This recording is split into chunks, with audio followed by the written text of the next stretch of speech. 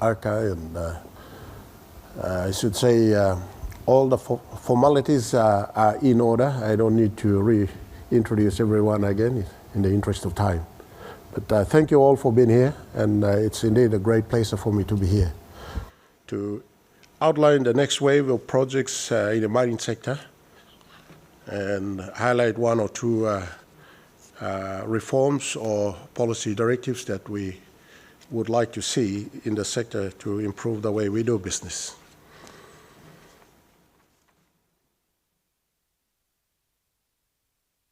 The first question that comes to mind when you want to know where you are with respect to your address in the mining business, you go back to the fundamentals, and that's looking at where you sit with respect to your prospectivity in the globe.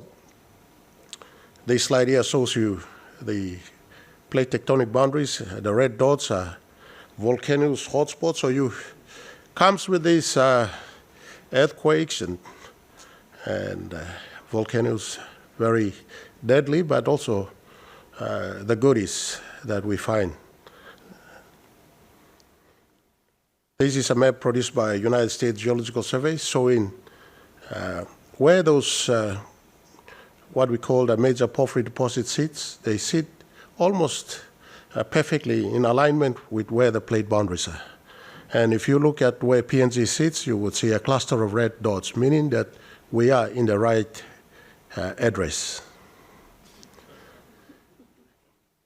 Now, when you look at the world-class deposits across the globe, within a short distance from here to Irian Jaya, 2,500 kilometers, we have 9 world-class gold resources that are greater than 5 million ounces, simply meaning that PNG is highly prospective. We are within what they call the elephant country.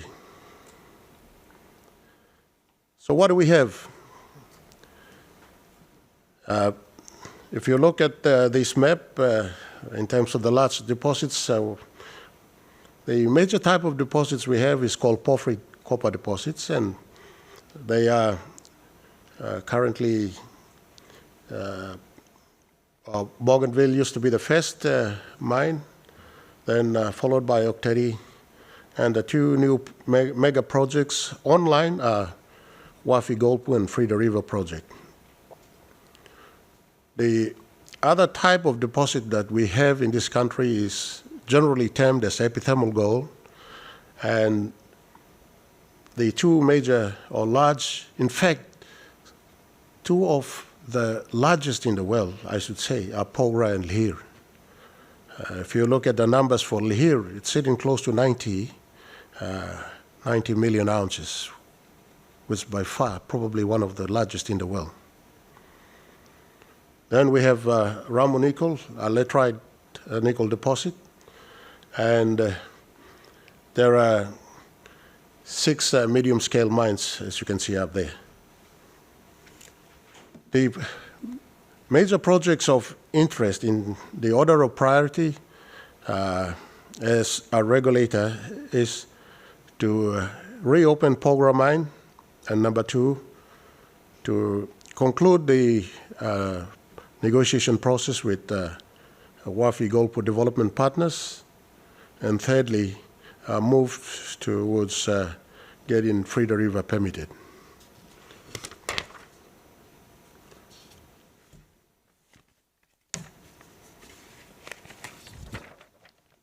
Let me move quickly. This is basically what I've said. In terms of the medium-scale projects, we have permitted Simberi mines. They are currently processing what we call oxide ore, which is really the weathered ore. And the surface weathered ore has been exhausted or is about to be exhausted, and they have done feasibility studies on the underlying sulfide ore. And the economics looks very promising. They will be injecting 300 million, 170 million as capex, and another 120 million for sustaining capex. They will be producing around 160,000 ounces of gold per annum going forward for the next 11 years. So that's a positive outlook for Simberi Gold Mine for St. Barbara's. Hidden Valley Mine has extended its mining lease to 2030, but they technically have around 5 years mine life according to their reserves, and with a bit of luck they should extend beyond that, but we are looking at 2027 to shut down Hidden Valley. With the other interesting projects, again medium scale projects, we have issued permit for the development of lime, clinker, and cement.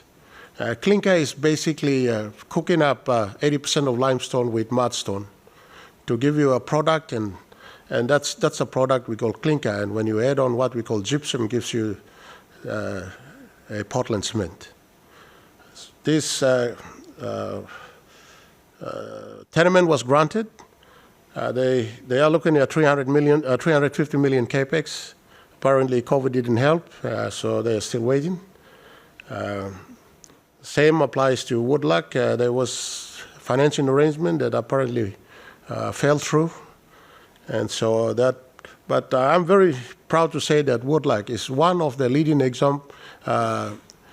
Geo-Pacific is one of the leading corporate organizations in the country, where they have gone ahead and built some of the best houses for the landowners in the country, and we commend them for that, and other players in the country should follow the same. The other project that is under permitting is Mambare Nickel, just north of Poponda town in Oro province. They are looking at what we call direct shipment ore. Now, direct shipment ore is basically looking at nickel grades above 1.2% or probably 1.5% high. We are a little bit cautious of this proposal because when you take away the high-grade pockets, what do you do to the other low-grade pockets? You will automatically render the entire deposit uneconomical, because nobody will want to come and mine anything less than that grade. So it's a bit of a challenge. We are trying to mitigate that through with our development partners and see where we can land. Oak Teddy Mining Limited has applied for extension, and that application is under processing. So in a nutshell, if all goes well with POGRA, we are looking at permitting reopening of the mine by Q3 or Q4 of 2022 or Q1 2023.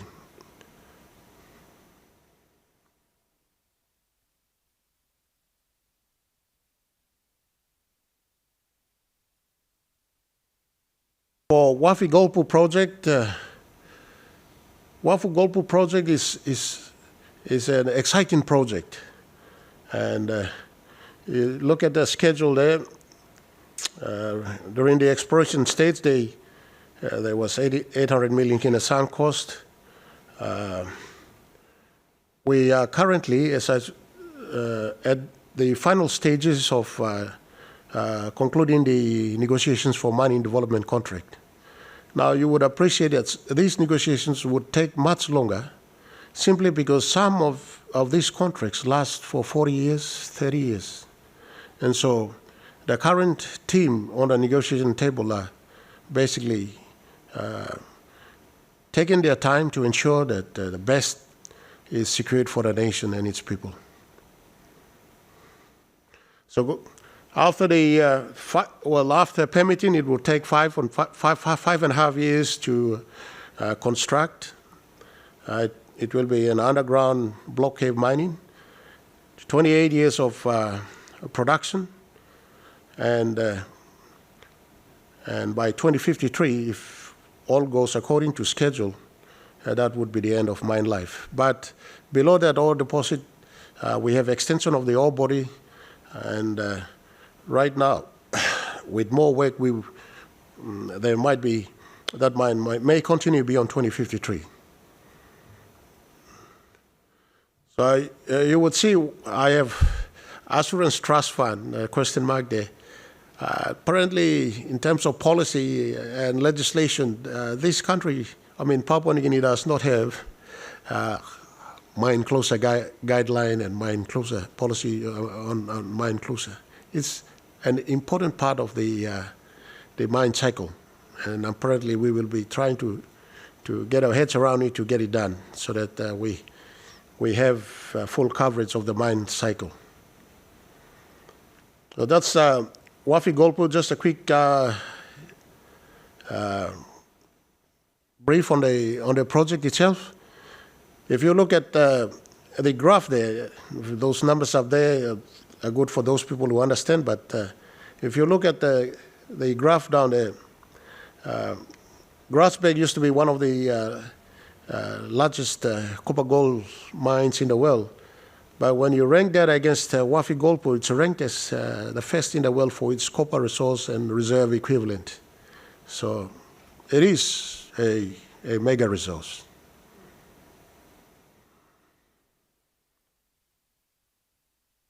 That's how they're going to develop the ore body.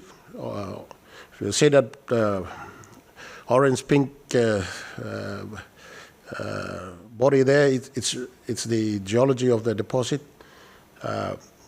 They will be developing decline down and then have an engineering block cave approximately 900 meters below the surface. Then they will be drilling for more information to improve the confidence of the mineral resource, and also look at the structure, because it's underground, and underground block caving is really, you're talking about working almost more than a kilometer below the surface. And it is critical that all this information are collected properly before they engage in mining itself. So there will be serious drilling and upgrading of the resource going forward, but this is how it will look. Going quickly, let me move on. This is how it will be mined. That's the layout and the schedule at the bottom there for the 28 years. Let me move on. This is the footprint of the project. I'm trying to demonstrate this because this is a peculiar operation. It will be analogous to pipeline, hydrocarbon pipeline business. So the lines, the yellow lines you see there is basically the pipelines that will transport tailings and copper concentrate to the wharf, tailings to the DSTP site, and there will also be fuel pipeline to carry pipe fuel from the wharf directly into site. So there will be no trucks carrying fuel because it will be underground mining. Unlike the other mines we have in the country, where we have more than 3,000 employees operating at open cut mines, this, during the construction stage, we'll have about 2,600 people, and during operational stage, it will reduce down to 850. So that's the outlook of this project. That's the development schedule. That's the cash flow. Obviously, will cost around 2.8 billion for initial capex and another 2.6 sustaining capex. The internal rate of return is 8.2, by far the best. Payback is 9.5 years, so all good. Economics are good. Frieda River. Frieda River is one of those mega undeveloped resources in the country. It's, again, another porphyry copper system. The way the proponents are suggesting is that they wanted to build 4 different integrated or interrelated entities. look at what it is on the schedule there. It would cost around 7 billion kina, employ around 6,180 people during construction stage. And if we get it permitted in Q4 2024, because it will take almost a year for us to get that permitting process. And by 2031, if we get it off the ground, it will be in operation for 33 years. And we'll cease operation by 2062 if all goes well on schedule. So that's just a quick outlook of Frieda ore body and the layout. Contains a significant amount of copper, 12 million tons of contained copper and 19 million ounces of gold. It's a huge deposit. What Frieda River will have is very similar to what Oktedi has, and if Wafi comes on stream, the processing plant will be the same. But what they're trying to build is an integrated storage facility, and that integrated storage facility will store the waste rock, the tailings, as well as the water required for power generation. And being located in a seismic active area and with the Sepik River downflow, it's one of the things that we are very, very careful. We have engaged Snowy Mountains to look at the design and give us more information. The talk on that subject will go a little bit longer, and it will take more time before we get to an agreement. Just as I always say, you can build something to the design and best engineering design, but Mother Nature is another thing. So when, in the event when Mother Nature calls, what will be your mitigation? These are the kind of questions and hard questions that will be asked. In terms of power generation, they are looking at generating 600 megawatts. The mine itself will utilize around 180 to 280 megawatts as they ramp up. They're intending to provide the excess power to the greater Sepik area and the neighboring areas. And there will be a 370 kilometer of 275 kV transmission line. So that will be another business. The power generation will be another business. Power reticulation will be another. And mining itself will be another business. Let me go quickly. The other important sector we have in the country is the alluvial gold mining sector. There are so many alluvial gold fields. We have come to a point where we reached a plateau. We are producing about 120,000 ounces of gold a year. And interventions are required in terms of people to move many of our artisanal miners into mechanized mining. And that will improve the gold output from the alluvial sector. So it's something we welcome anybody who is interested in investing in the alluvial sector. Our team will be able to provide a guidance and help you out through there. Just quickly on the gold production and the outlook. On this one, without spending a lot of time, I just want to say, if you look from our history in terms of hard rock mining, since the inception of Bougainville in 1972, we didn't have any data on that, but I would assume gold would be around 200,000 ounces, 300,000 ounces.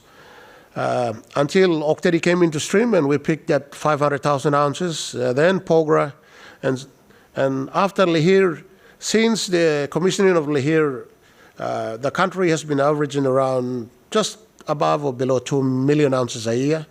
And going beyond the Wafi days to 2050, gold production will be steady around 2 million ounces and may decline down to 150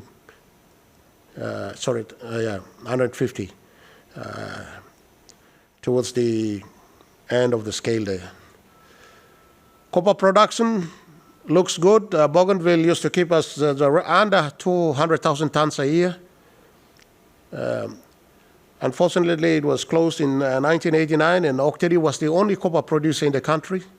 And the graph the blue graph there shows copper output from Octedi.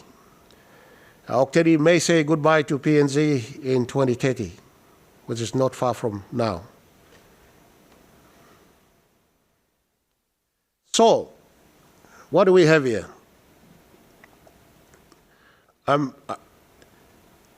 Analysts are telling us that copper production, copper demand by 2050 will increase by 200% or so, where the global copper production is around 25 million tons per annum. And when you look at this graph, it tells us a lot of story. The blue graph, or the blue columns there, is what Octedi has produced and will continue to produce until around 2029 or 2030.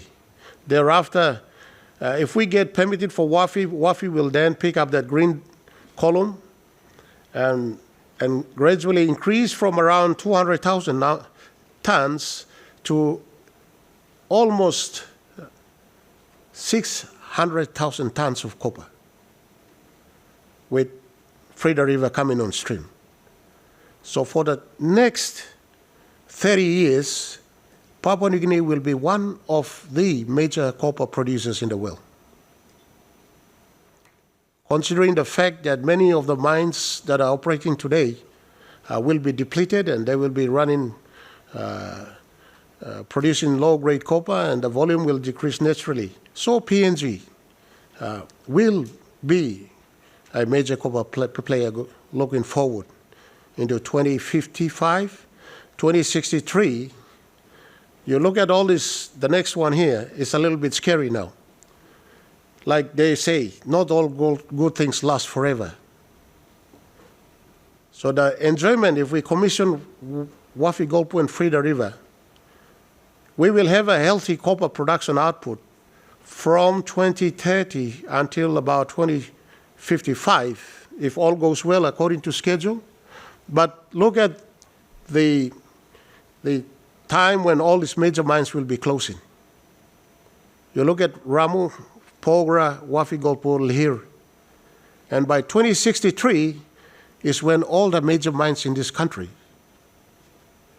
will be depleted and exhausted. So we have a challenge in front of us.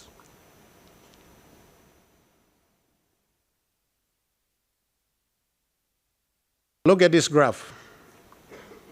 It's from the Bank of PNG.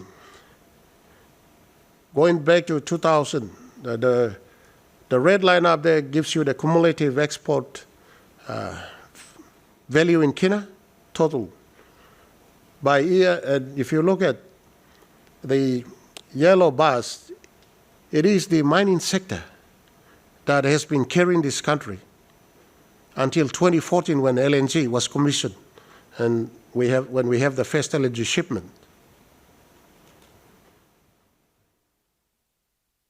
I want you to observe, put this together, and again the statistics have shown that 80% of the export revenue comes from non-renewable sector. We have a crisis at hand, I believe. You look at agriculture, forest, and marine products, which are sustainable economic sector. They have not come up to match the non-renewable sector. They have not grown. More recently, look at the figures going back in recent times. The first bar there is the 5 billion kina export revenue bar. The brown bar just passes the 5 billion bar cumulative for the for the renewable economic sector, particularly agriculture, forest, and marine products put together, fall way below 6 or 7 billion kina per annum. And look at the imbalance, the mining and the petroleum sector. we need to grow the sustainable economic sector. That must be the talk of the day. Because comes 2050, when we don't have any of these copper and gold mines anymore, where are we heading? I leave that thought with all of us here. On new policies and legislation, the Prime Minister has issued a caveat for any projects permitted before 2025. The 50th anniversary will not be subjected to any new legislations or policies. One of the things that comes out strongly and across the globe now is social licensing. There will be a policy whereby the state will shift its obligation wholly to the mining projects. So far, the state has been carrying a lot of corporate social responsibilities by building schools, classrooms, and other infrastructures for mining impact communities. Now, that will be shifted to the project because the landowners need to see that they are getting direct benefit from the extraction of their resources. In a way, it is good because it gives the operator the social license to operate. There is visibility. Mine closure policy, as I've said, is absent, but I think when it comes to long-term sustainable mine closure should address long-term sustainable but long-lasting socio-economic programs. And I believe that we should be investing in agriculture, forest, and marine, something that we can manage, something that we can grow, and something that we are used to. Because not all this enjoyment that we got from mining will last forever. I've shown you by 2053, this place will be dry. So we want to look at some policy that will also enable us to look at deep-seated ore bodies and strong policy towards growing non-renewable economic sector are policies that we should strive for. Thank you, ladies and gentlemen. We'll take some questions. If there are any questions, that'd be great. If someone could put my microphone on, that would be great. Thank you for that presentation, Gerry. And there were a couple of questions that came from the floor. Maybe we could ask you to comment. First one is about the prospects of restarting the Panguna mine in Bougainville. Perhaps you could just make a short comment on, I know it's a big issue, but maybe a short comment on what you think the likelihood of that is. Thank you. Bougainville is no longer under the jurisdiction of Mineral Resources Authority. The mining functions have been transferred to the autonomous region of Bougainville, and they are basically responsible for all the mineral resources on the island, including Bougainville. Another question is from Tess Newton-Kane. The Post-Courier is reporting that the Prime Minister and others have been in Singapore meeting with partners of the Porgera and Wafi-Golpu projects. What does this mean for the timelines of these projects? I cannot comment because I have no privy to what was being discussed in those meetings. It's anyone's guess. What is the next stage? I mean, there has been continual delays over Porgera getting to the final permitting stage. What is the current roadblock that is preventing that from happening?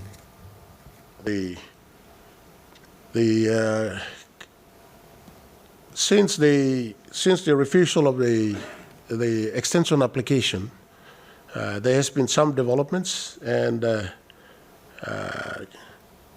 one of the milestone was signing of what they call the standstill agreement. The standstill agreement basically shelved all the legal proceedings and allow the parties to engage on negotiations. And those negotiations have been ongoing. There were several agreements being signed, and the last one that has yet to be signed is the shareholders' agreement. The shareholders' agreement is the final agreement that will have to be signed, and that would trigger the new project company to take care of the project. So we've still got to resolve that situation, and does the local landowner, I think, company and provincial government have to sign that? Is that right? That's right. Yep. They have the issues. They wanted some things to be included in the shareholders' agreement, and so a delay.